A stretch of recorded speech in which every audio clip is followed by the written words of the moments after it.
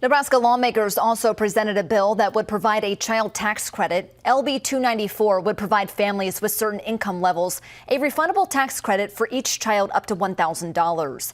Senator Conrad says this legislation would benefit about half of all Nebraskans, including 81% of kids in the state. And to get the benefits, single filers would have to make less than $95,000 a year, and married couples under $150,000 combined. 9 states currently have a child tax credit.